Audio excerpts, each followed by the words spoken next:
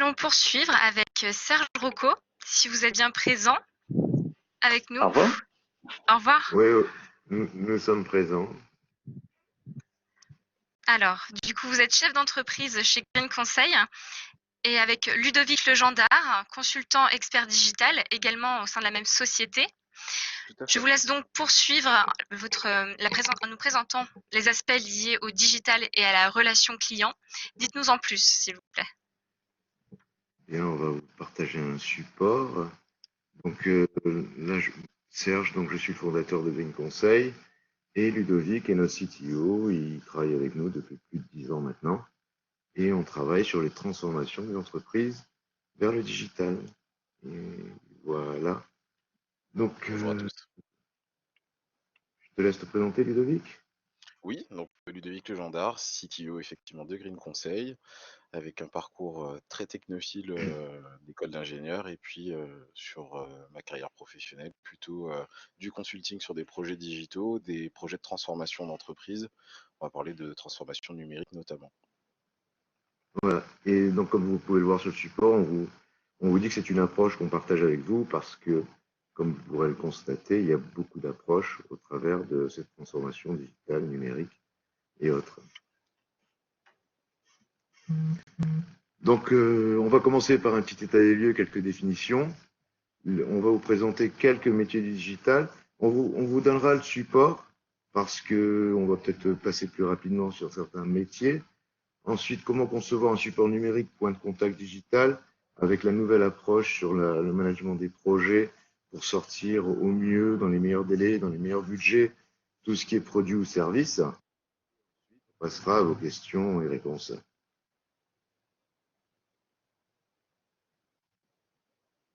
Donc, l'état des lieux et quelques définitions. Qu'est-ce qu'on peut voir aujourd'hui? Est-ce qu'il y a une seule définition pour le digital? Je pense qu'on a autant de définitions que de personnes qui sont autour de cette conférence. Que veut dire la communication digitale? Le digital marketing, bien sûr la relation client digitale. On voit que ces trois piliers avec l'IT et la technologie, c'est partie intégrante. Et quel est le rôle d'un digital manager aujourd'hui? Donc aujourd'hui, comme vous pouvez le constater, derrière le digital, on a un petit peu tout. C'est plus, on entend aujourd'hui la journée de la femme digitale, le détox digital, l'art digital, le digital food, même pour les ados. On a un petit peu tout aujourd'hui autour de cette notion-là. Et nous, sur le terrain, on constate ça aussi auprès des entreprises. Les entreprises nous disent on voudrait se transformer, aller vers le digital. Et chacune a sa définition ou son idée du digital qui lui correspond ou qu'il a vu chez son concurrent.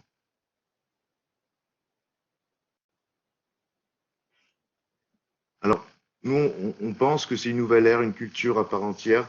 C'est une nouvelle génération. Quand on parle de choc de génération, pourquoi? C'est parce que dans les entreprises, on va retrouver une choc de régénération au niveau des ressources humaines et un choc de génération aussi au niveau des outils. Donc les grandes entreprises qui se transforment, pendant un long moment, vont être côtoyées, voire même toujours, les anciens systèmes, les nouveaux systèmes et les anciennes organisations autour des procédures et les nouvelles organisations autour du client, parce qu'on entend parler tout le temps de client centrique. Donc on dit que c'est un nouveau paradigme, parce qu'on a des nouveaux outils, de nouvelles manières de travailler, de nouvelles manières de collaborer. Et là, avec la crise du Covid, on a bien vu que cette transformation digitale, avec les nouvelles manières de collaborer et de travailler, ça a eu un impact énorme et on a pu voir les entreprises qui étaient déjà prêtes ou celles qui l'ont subi mais qui ont pu réagir très rapidement, comment elles auront réussi à s'en sortir avec cette crise-là et ce confinement. Et on parle de nouveaux business. Pourquoi nouveau business model? Parce que c'est le client qui est au milieu, c'est lui qui va un peu faire notre porte-parole, c'est lui qui va faire notre business, c'est lui qui va faire notre commerce. On voit tous les sites où il y a les avis. Les gens aujourd'hui, avant d'aller acheter, ils vont confronter leur avis avec celui qui ont déjà acheté, les autres clients, pour vérifier qu'ils ont raison d'acheter ce produit, ce service dans cette entreprise. Et comme ce matin, en plus, les intervenants parlaient aussi d'éthique. Et les gens vont être assez intéressés et assez entreprises.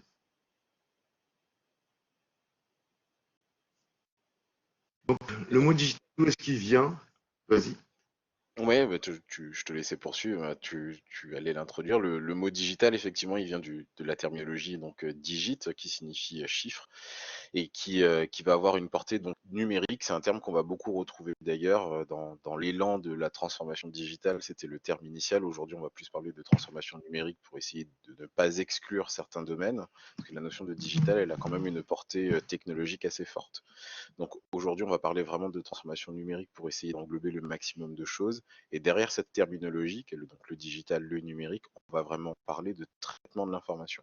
C'est tout ce qui va nous permettre, que ce soit en termes de méthode ou d'outils, de traiter de l'information et de la processer, comme on l'a vu notamment avec les autres intervenants depuis ce matin. Et donc, on va, derrière cet univers, selon le contexte dans lequel on va s'exprimer, on va retrouver notamment la notion de device, donc les terminaux qui permettent de traiter l'information ou de la capter, qu'il s'agit donc d'ordinateurs, de smartphones, de tablettes, d'objets connectés diverses et variés. Et donc, dès lors qu'on va aborder ces notions de digital, de numérique, il faut y voir, au travers du monde de l'entreprise, des canaux, des objets qui vont permettre de traiter cette information ou de la capter, et également de nouvelles démarches. C'est ce que Serge venait d'expliquer. On va notamment retrouver une terminologie particulière pour segmenter un peu l'univers des personnes qui maîtrisent ou pas le digital, en parlant notamment de digitaux matures. Donc, ce sont ces personnes qui ont réussi à monter en compétence sur tout cet univers digital et qui n'y étaient pas forcément dès le départ, ou qui ont un usage dans leur expérience quotidienne de ces outils numériques et digitaux. Et on va même parler donc de digitaux natifs, ce sont les personnes qui sont nées dans un environnement où il y a toujours eu une présence du digital partout. C'est là qu'on va voir la différence entre notamment certaines générations, les générations X et Y, et puis les plus anciennes qui n'ont pas forcément vécu toutes ces transformations numériques. Donc, on va vous présenter quelques métiers associés donc à la relation client. Alors, c'est la relation client au sens large, bien sûr, parce que on va parler de communication digitale. Comme je vous disais, c'est les trois piliers. Donc, c'est la communication initiale. Et aujourd'hui, on l'a fait au travers du web, du mail, des applications mobiles. Donc, la communication a beaucoup évolué dans ce sens-là. Alors, aujourd'hui, pour enseigner dans une école de com, on nous dit, ouais, c'est bien parce que ça coûte moins cher. C'est pas sûr que ça coûte moins cher puisque la préparation doit être vraiment, vraiment optimum. Il faut vraiment travailler en amont pour préparer ces messages puisqu'on va faire de la communication directe auprès des personnes suivant les segmentations, suivant le profil des gens. Donc, on va s'adresser à différentes personnes où avant, on faisait une affiche, on faisait un flyer. Là, on va vraiment faire de la communication orientée vers les bonnes personnes, celles à qui on souhaite s'adresser. Donc, après, effectivement, la diffusion est beaucoup plus intéressante puisque c'est via le web, mais la préparation, la mise en forme, les messages à passer, il y a quand même énormément de travail en amont. Donc, il ne faut pas croire que ça coûte beaucoup moins cher d'une communication digitale par rapport aux communications papier comme on avait auparavant. Donc, il y a aussi le partenaire donc la communication qui est le marketing. Donc, le digital marketing, comme vous pouvez le voir, on n'a pas une grande révolution. On va utiliser le mailing, on va utiliser le CRM, on va utiliser le content marketing, la recherche, l'advertising display, le social media. Donc, on voit que pour le faire du marketing digital, on va utiliser tous les canaux dont on a l'opportunité et surtout avec un objectif principal, c'est de convertir. C'est très très bien d'avoir un site, on voit auprès de tout le monde, on a envie que les gens viennent, on a envie que les gens de leur proposer une navigation fluide, on a envie de leur proposer un panier fluide, un processus d'achat fluide, mais il faut vraiment, vraiment avoir un objectif, c'est de convertir. Donc pour l'entreprise, le business, c'est une conversion, fidéliser un client, vendre un produit ou un service, faire revenir le client, le faire parler de nous pour qu'ils disent du bien de nous et de manière à ramener d'autres clients. Donc, on va mettre en place des systèmes de fidélisation qui sont bien différents de ceux qu'on avait auparavant. Mais il faut vraiment fidéliser le client. C'est un petit peu comme on disait dans la vente avant. un client fidélisé coûte 10 fois moins cher qu'un nouveau, carrément dans le même process. Et la relation client digitale, donc là, il va falloir créer une expérience client, ce qu'on appelle multicanal. Alors, vous avez entendu les mots sûrement d'omnicanal, multicanal. Donc, le omnicanal, c'était l'entreprise qui était présente sur différents canaux. Sur le canal du web, sur le canal boutique, sur le canal, physique, sur le canal téléphone. Et lorsqu'on faisait que de l'omnicanal, eh bien, à chaque fois qu'on allait sur un des canaux, eh bien, il fallait recommencer tout le parcours. Lorsqu'on avait initié un achat sur Internet et qu'on allait dans la boutique, eh bien, on recommençait tout parce que les outils ne communiquaient pas. Aujourd'hui, on entend parler d'une expérience multicanal, c'est-à-dire qu'on va commencer sur le web, on va aller dans la boutique, ben, le conseiller va reprendre notre dossier, il va voir où on s'est arrêté, on va continuer. Et c'est l'objectif étant de donner une expérience naturelle et une expérience qui donne envie aux clients de revenir. Alors, on parle d'expérience. Ce matin, on parle d'expérience de Netflix. C'est quelque chose qui est sorti cette semaine. Pour faire vivre une bonne expérience, ils ont dit que, eh bien, ils vont proposer à leurs clients qui n'ont pas été sur Netflix pendant un certain délai de résilier, que ce n'est pas la peine qu'ils payent. Et en fait, ça va les faire revenir sur Netflix.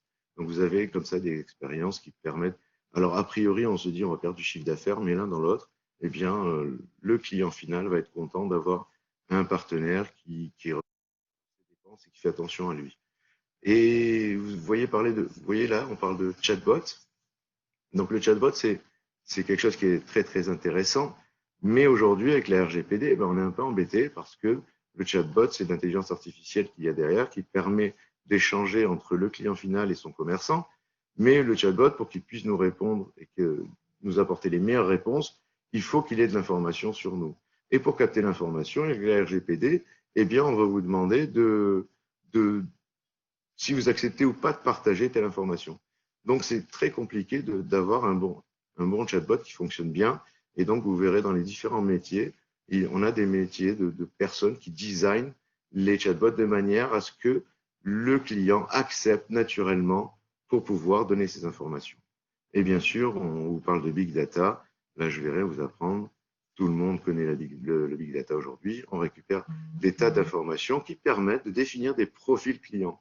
Alors, on est bien d'accord, on n'est pas sur le débat de le nom, le prénom, où est-ce que vous habitez. Ce qui est important pour le big data, c'est de connaître les tendances. Et ça va nous permettre, là, typiquement, nous, on travaille en ce moment, ça permet de faire du benchmark.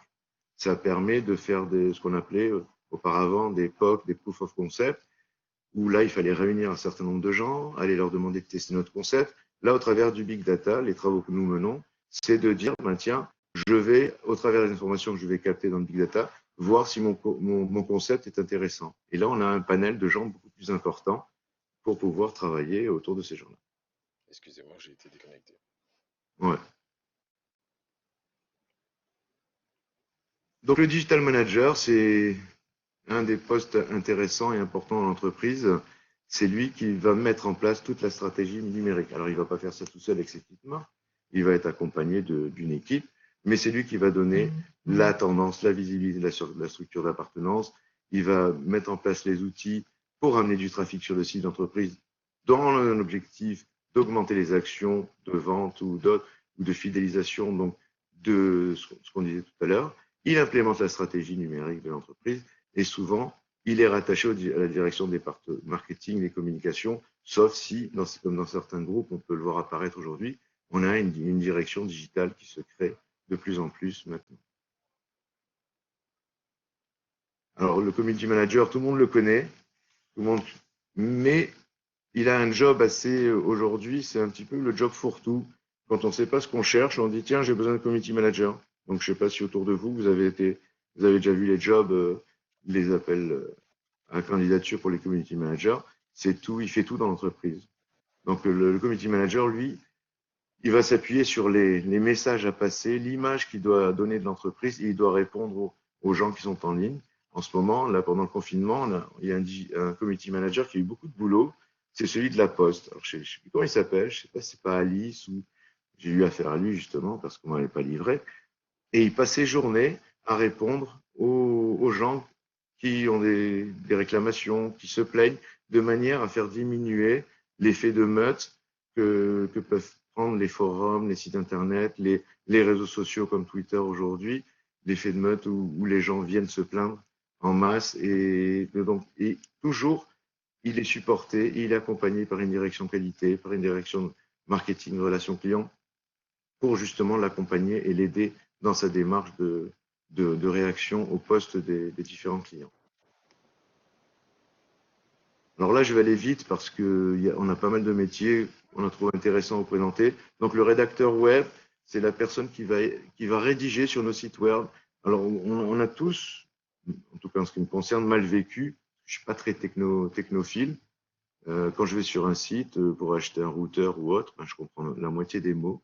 Et le rédacteur web a la tâche de mettre à disposition des clients finaux une description du produit ou du service la plus facile à intégrer. Et donc ça va améliorer tout ce qu'on appelle, tout ce dont on parle d'expérience client. Alors, vous avez un métier dont vous entendez beaucoup parler aujourd'hui, c'est designer UX, designer UI.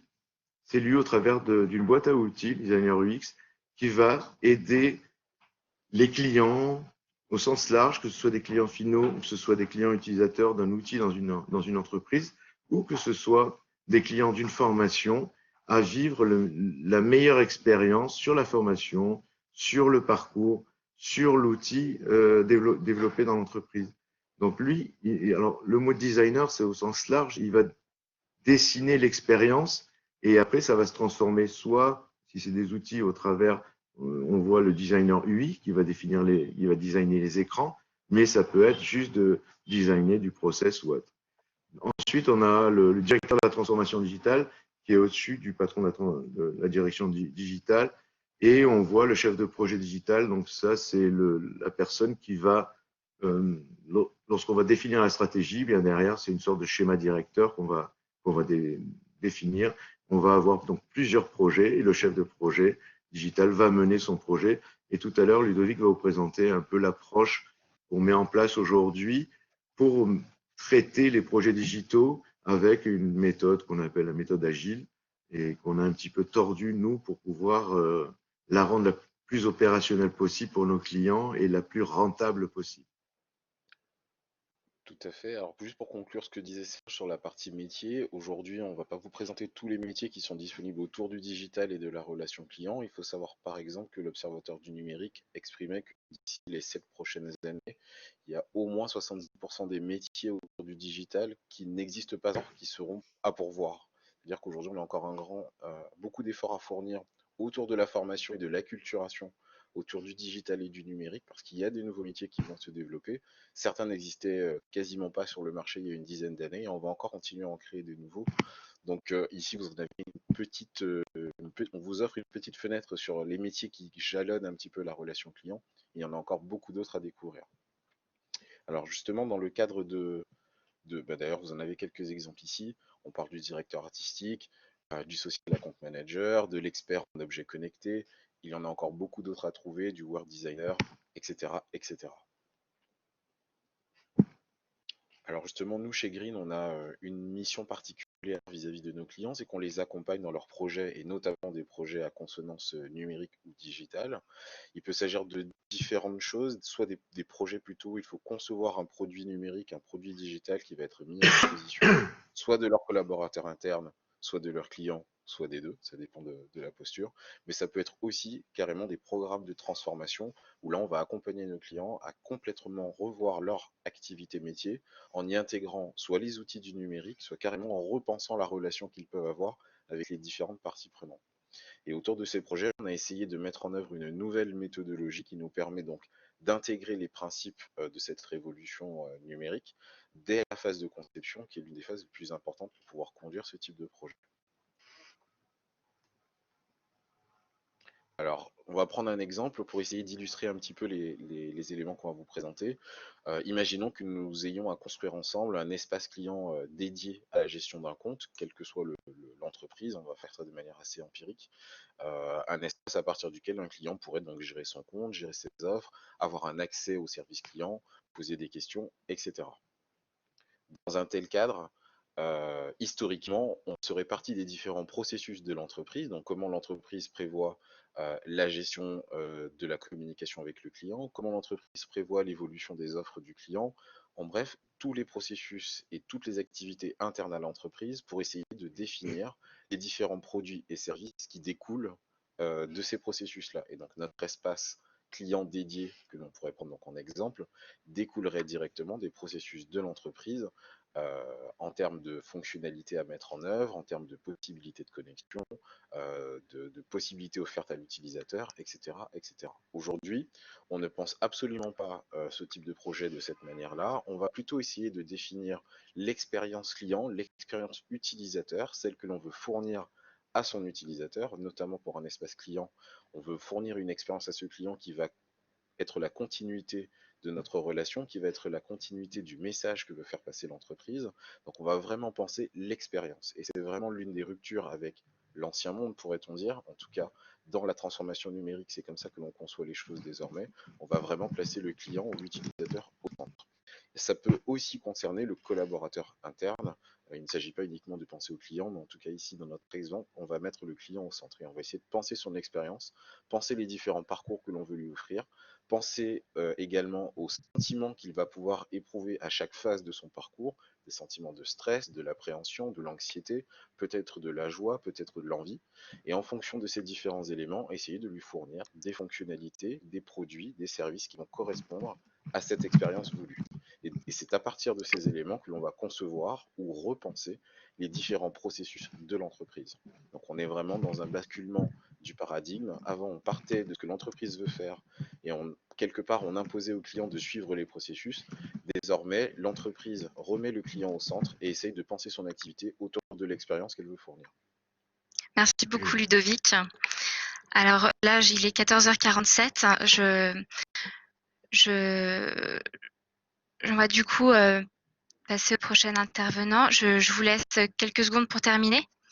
Oui, tout à fait. Alors, merci justement, beaucoup. Oui, très rapidement, dans notre expérience, justement, ce que l'on essaie de mettre en œuvre au niveau de notre démarche projet, c'est de recentrer cette expérience souhaitée dès la phase amont du projet, donc dès lors qu'on est en train de concevoir le projet digital que l'on veut mener avec l'entreprise, plutôt que de s'appuyer tout de suite sur des éléments de technologie, de faisabilité ou même de processus, on va vraiment repenser l'expérience au travers des différents métiers que Serge vous a présenté tout à l'heure, notamment le design UX qui va penser l'expérience, le designer UI qui va essayer de la transposer en interface et en produit. C'est la phase qui justement va prendre le plus d'importance dans une démarche aujourd'hui de conception d'un produit digital. Pour la suite, on vous communiquera les supports et c'est la description de ce que vient de vous dire Ludovic. Merci beaucoup Serge, merci beaucoup Ludovic.